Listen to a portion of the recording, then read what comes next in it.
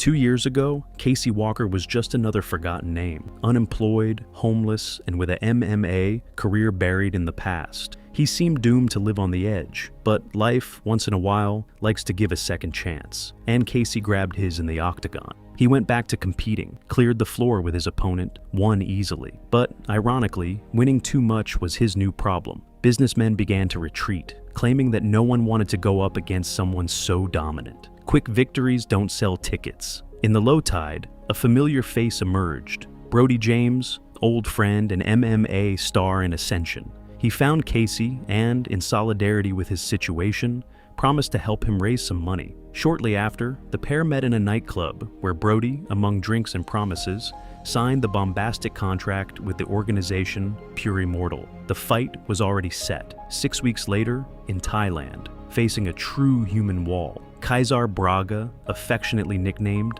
the Psychopath, a fat contract, $2 million. While Brody celebrated, Casey met Misha, the friend's press secretary, who didn't waste time flirting, but the party was short. At the parking lot, Brody was cornered by 2 angry men, accusing him of kissing one of their wives. They tried to film the confrontation, but Casey intervened, freed the friend from the chaff, and took him home. The dawn brought plans. Brody wanted Casey to train him for the big duel in Thailand. When they got there, they were greeted not exactly with glamour, a second-class hotel, where the smell of mold was the courtesy of the house. At the press conference, the promoter of Pure Immortal, Hugo Vega, introduced his champions. The highlight, Kaiser Braga, whom Vega, without shame, authorized the use of illegal substances to increase the show. During the interview, the reporter used touch on the wound. He asked Braga about the process that his wife moved against him for aggression. The beast lost control, almost suffocating the journalist, and being dragged out between screams and broken chairs. Casey, pragmatic as always, went after a local gym to train, but the owner, Matt Ramos, refused. Without wasting time, Casey improvised his own space in a trash can. Empty tires, broken boards, empty beer bottles. A real train in the roots. It was there that caught the attention of Cobra O'Connor, a local fighter with an inflated ego and little patience. Cobra zombed Casey's, and to mark the territory, he attacked the Americans. When he tried to provoke Casey, he heard what he didn't want: silence. But when the son hit his mother, then the mood waned. Only there was no fight, because Brody arrived, bringing a ridiculously small pizza to try to ease the mood. Still, it didn't take long for Cobra to officially challenge Casey for a nocturne duel, the old wolf against the new generation. Brody doubted that Casey could handle it. Cobra couldn't hit a punch. Casey dodged calmly and irritatingly, and when he attacked, it was fatal. Kneeling on the body, right elbow, direct punch in the chest. Cobra smashed against the grid, a beautiful technical knockout to see, hospital result. The next day, Casey tried to encourage Brody to train, but found a friend in a party mood. Surrounded by girls, no plan to sweat the shirt. Worse, Vega, furious about the damage to Cobra, appeared at the gym and recognized Casey. The two already had an old story, not very friendly. Vega offered Casey the place left vacant by Cobra. It was tempting, but Casey refused. He was not willing to sell his soul again. Worse, I went to see him flirting with Misha, without much description. And to complete the circus, Tage and Ricky, 2 aspiring fighters, insisted that Casey train them.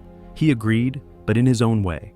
500 blows on a wooden board without crying. Brody, more concerned with fame than with punches. He spent time in interviews while Casey did his magic on the improvised training field. In one of these collectives, Casey drew attention, improvising unusual exercises with weights tied to the body, all to attract the journalist's lens. Effective strategy, the holophobes began to turn to him too. Between provocations and crossed eyes, Misha finally got what he wanted, a meeting with Casey. However, the weather cooled quickly. Without fuss, he began to probe Casey's criminal past, investigative and direct, which did not go well. Casey ended the meeting before dessert. Brody found out about the meeting between Casey and Misha. Taken by a mixture of jealousy and frustration, he challenged his friend to a fight. Without warning, he went up, knocking Casey down on the mat and unleashing uncontrolled punches. They tried to hold on, but Casey ended up being hit in the head, and then he lost his patience. The fight warmed up.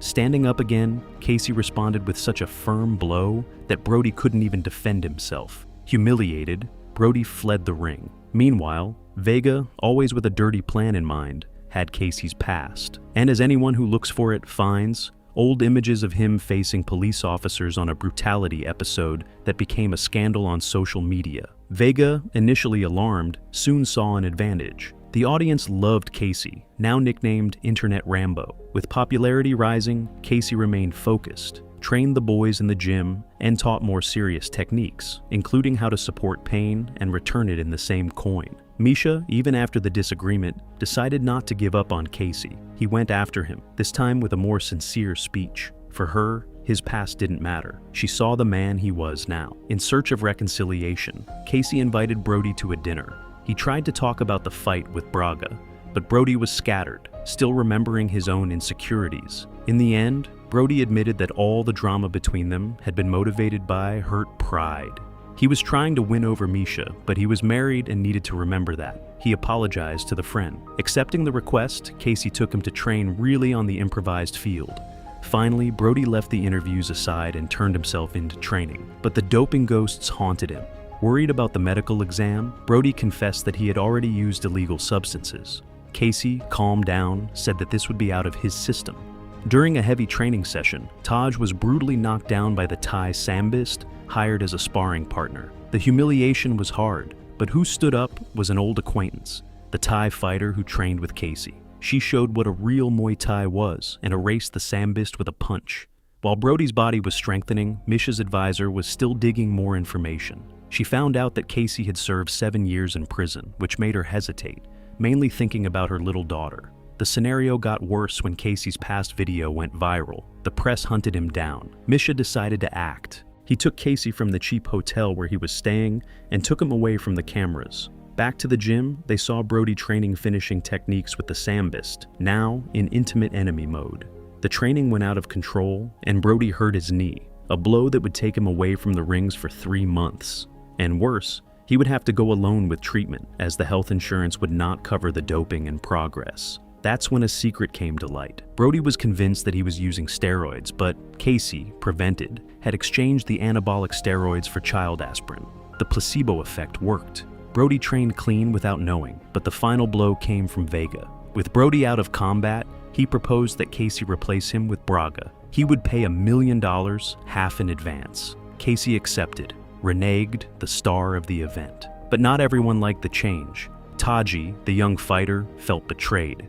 He thought Casey had sold his principles, fighting precisely for a promoter he despised. Meanwhile, Casey distrusted Brody's injury. Investigating, he broke the sambist's closet and found compromising messages. The injury had been ordered by Vega. When confronted, the sambist prepared for the fight, but Casey didn't waste time with him. He had bigger plans, knock down Vega, and with style. However, the immediate focus was another: defeat Casey Braga, the psychopath. In the final stretch of training, Casey asked him to hang the highest punching bag, a trick to train powerful blows and prepare the body for the challenge that would come. The big day arrived, the arena was crowded, Vega rubbing his hands in anxiety. He dreamed of a $30 million, sure that the show would be memorable. It didn't matter who won, he already saw himself a millionaire. In the backstage, a turnaround.